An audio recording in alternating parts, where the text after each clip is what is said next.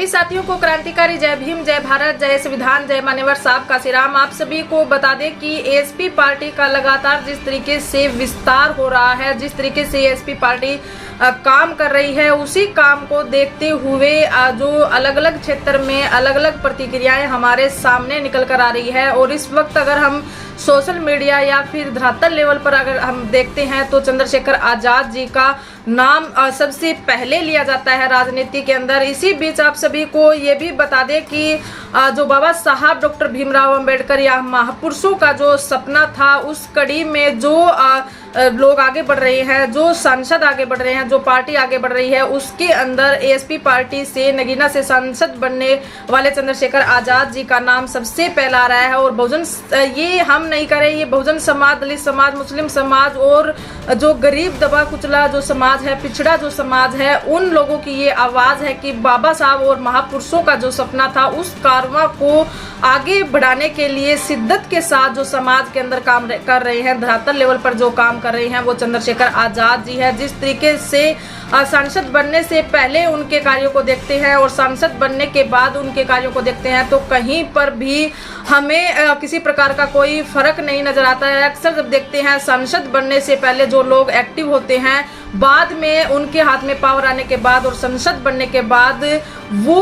काम हमें दिखाई नहीं देते हैं। लेकिन चंद्रशेखर आजाद जी जिस तरीके से पहले बहुजन समाज और पिछड़े समाज के साथ साथ तमाम उस वर्ग के हक अधिकारों की आवाज उठाते थे, जो समानता की विचारधारा में आने से और जिनके ऊपर हर रोज कहीं ना कहीं किसी ना किसी क्षेत्र में अत्याचार की घटनाएं आम बात हो गई थी, उन लोगों के हक अधिकारों की आवाज उठाने के साथ साथ आज वो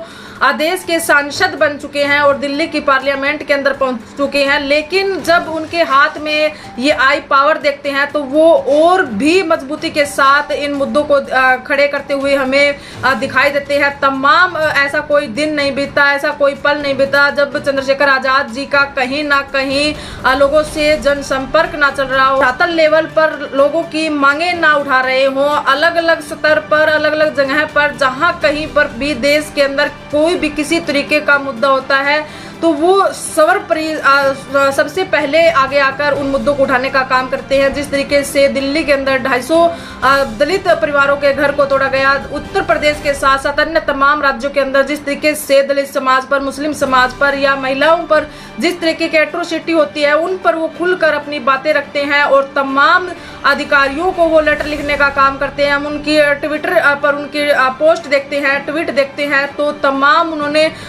जो अन्य राज्यों की जो सरकारें हैं उनको लेटर लिख कर उन्होंने अवगत कराने का काम किया है कि यहाँ पर ये समस्याएं विद्यमान हैं और इनको जल्द प्रभाव से दूर करना चाहिए। और जिस तरीके से नगीना के क्षेत्रवासियों के लिए वो काम कर रहे हैं, सांसद बनने के बाद लगातार एजुकेशन के ऊपर, स्वास्थ्य के ऊपर, रोजगार के ऊपर जिस तरीके से उनका काम देखने को मिल रहा है, उससे देश के अंदर उनकी लोकप्रियता और उनकी सक्रियता को देखकर बहुत ज्यादा उनकी लोकप्रियता बढ़ चुकी है। इसी कड़ी में आप सभी को बता दें कि अलग अलग जो राजनीतिक दल है, सपा पार्टी है या फिर बीएसपी पार्टी है या फिर अन्य जो लोकल दल है, उनके तमाम जो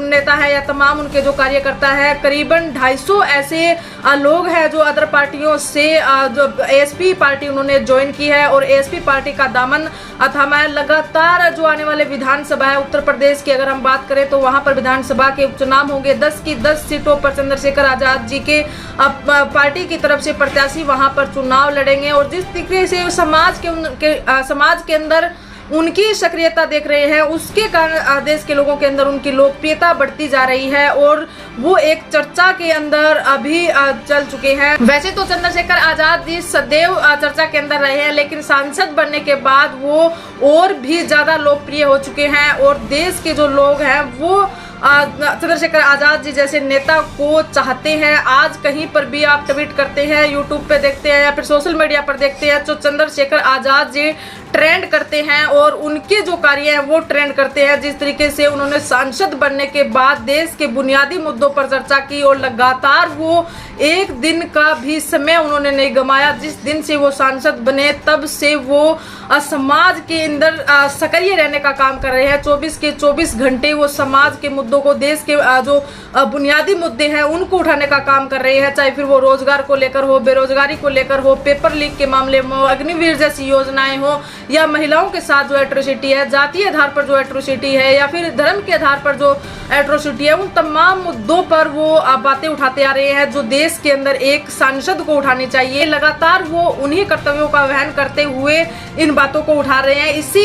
वजह से और जो पार्टियों के राजनीतिक जो पार्टियां हैं, उनके तमाम राजनीतिक दल के जो कार्यकर्ता है या फिर नेता है, उन्होंने एएसपी पार्टी का दामन थाम लिया है और एएसपी पार्टी का विस्तार जिस तरीके से देख रहे हैं, तो आने वाले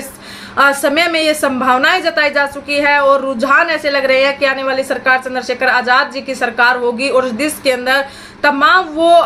लोगों को हक अधिकार मिलेंगे जो महापुरुषों ने देखे या फिर बाबा साहब डॉक्टर भीमराव अंबेडकर जी की जो सोच थी, उसी कारवा को आगे बढ़ाने का काम चंद्रशेखर आजाद जी कर रही हैं। इसी तरीके से बहुजन समाज से जुड़ी हुई तमाम खबरें देखने के लिए आप हमारे चैनल से जुड़े रहिए। वीडियो को ज़्यादा से ज़्यादा शेयर कीजिए और चैनल को सब्सक्राइब कीजिए। धन्यवाद।